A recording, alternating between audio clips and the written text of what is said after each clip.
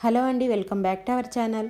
ఈరోజు వీడియోలో వినాయకుడికి ఎంతో ప్రీతికరమైన బెల్లం కుడుములు ఎలా తయారు చేసుకోవాలో చూద్దాము.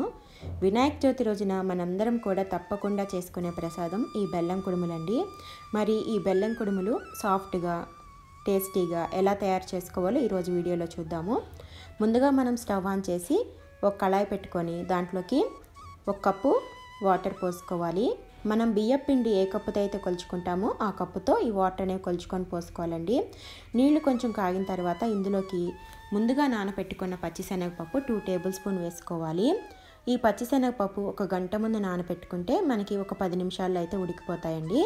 ఇప్పుడు ఒక్కసారి ఈ పచ్చిశనగపప్పు ఉడికినే లేదో చెక్ చేసుకుందాము. వీడియోలో చూస్తున్నారు కదా, ఈ విధంగా ఏళ్లతోటి గట్టిగా ప్రెస్ చేసినప్పుడు పప్పు అనేది ఇలా ఈ విధంగా 2 ముక్కలుగా అయితే మనకి ఉడికినట్లు తెలుస్తుంది. ఇప్పుడు ఇందులోకి 1/4 కప్పు బెల్లం తురుము వేసుకుంటున్నాను. మీరు కొంచెం స్వీట్ ఎక్కువగా తినే వాళ్ళైతే 1 కప్పు దాకా వేసుకోవచ్చండి. కానీ బెల్లం కుడుములు కొంచెం స్వీట్ తక్కువగా ఉంటేనే బాగుంటుంది. మనకి ఈ బెల్లం అనేది పాకం రానవసరం లేదండి, కొంచెం కరిగితే సరిపోతుంది. ఇప్పుడు మనకి బెల్లం అంతా కూడా కరిగిపోయింది. ఇప్పుడు దీంట్లోకి 1 టేబుల్ స్పూన్ పచ్చి కొబ్బరి తురుము వేసుకుంటున్నానండి. తర్వాత 2 యాలకులు నలగొట్టుకొని వేసుకోవాలి. పచ్చి కొబ్బరి మన దగ్గర లేకపోతే ఎండు కొబ్బరి తురుము కూడా వేసుకోవచ్చండి. దాంతోపాటుగా 1 టేబుల్ స్పూన్ నెయ్యి వేసుకొని మరొక 2 నిమిషాల పాటు ఉడికించుకోవాలి.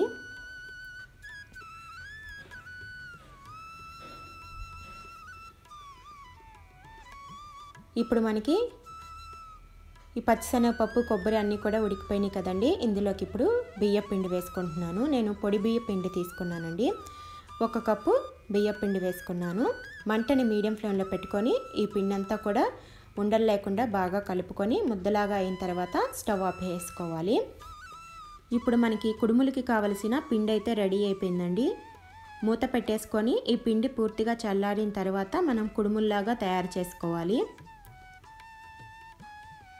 పిండి అయితే చల్లారిపోయిందండి. దీంట్లోకి 1 టేబుల్ స్పూన్ నెయ్యి వేసుకొని పిండి కొంచెం మృదువుగా అయ్యేంత వరకు మనం చేతితోటి ఈ విధంగా బాగా కలుపుకోవాలి. ఈ పిండి మనకి మృదువుగా ఉంటే కుడుములు చాలా సాఫ్ట్గా వస్తాయండి. ఇప్పుడు వీటిని మనకి నచ్చిన షేప్లోకి కుడుముల్లాగా తయారు చేసుకోవాలి.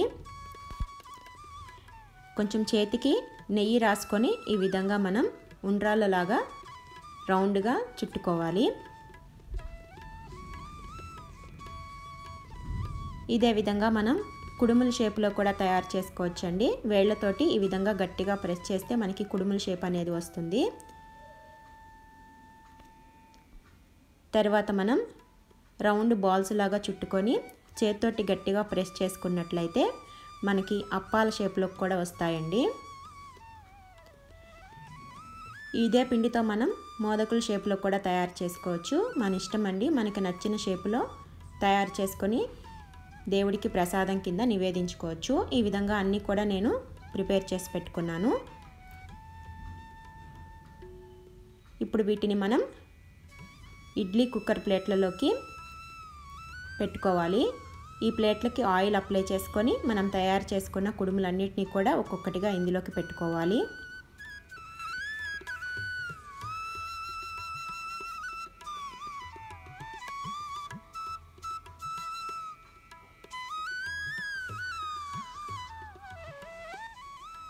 ఈ విధంగా పెట్టుకున్న తర్వాత హోల్స్ అన్నీ కూడా ఒకవైపే లేకుండా హోల్స్ కుడుముల పైకి వచ్చే విధంగా అడ్జస్ట్ చేసుకోవాలండి. అప్పుడు తొందరగా ఉడుకుతాయి. ఇప్పుడు ఈ ప్లేట్లని మనం ఇడ్లీ కుక్కర్లోకి పెట్టుకోవాలి. నీళ్లు బాగా మరిగి ఆవిరి వస్తున్నప్పుడే మనం ఈ కుడుములు అనేవి ఇందులోకి పెట్టుకోవాలి. ఇప్పుడు మూత పెట్టేసుకొని 10 నిమిషాలు ఉడికించుకుంటే మనకి ఎంతో రుచిగా ఉండే కుడుములు అయితే రెడీ అయిపోతాయండి. చూసారు కదా, చాలా సాఫ్ట్గా అయితే వచ్చాయి. వీటిని చల్లారిన తర్వాత తినాలండి. మనం వేడి మీద తింటే కొంచెం పిండి పచ్చిగా అనిపిస్తుంది. అంతేనండి, చాలా తేలికగా అయితే ఈ కుడుములు తయారు చేసుకోవచ్చు. వినాయక చవితి రోజు ఖచ్చితంగా మనం అందరం తయారు చేసుకునే స్వీట్ అండి ఇది. మరి మీకు అందరికీ ఈ కుడుముల రెసిపీ నచ్చిందని అనుకుంటున్నాను. నచ్చితే వీడియో ఎలా ఉందో కామెంట్ చేయండి, లైక్ చేసి మరిన్ని మంచి రెసిపీస్ కోసం మా ఛానల్ని తప్పకుండా సబ్స్క్రైబ్ చేసుకోవటం మర్చిపోమాకండి. Thank you.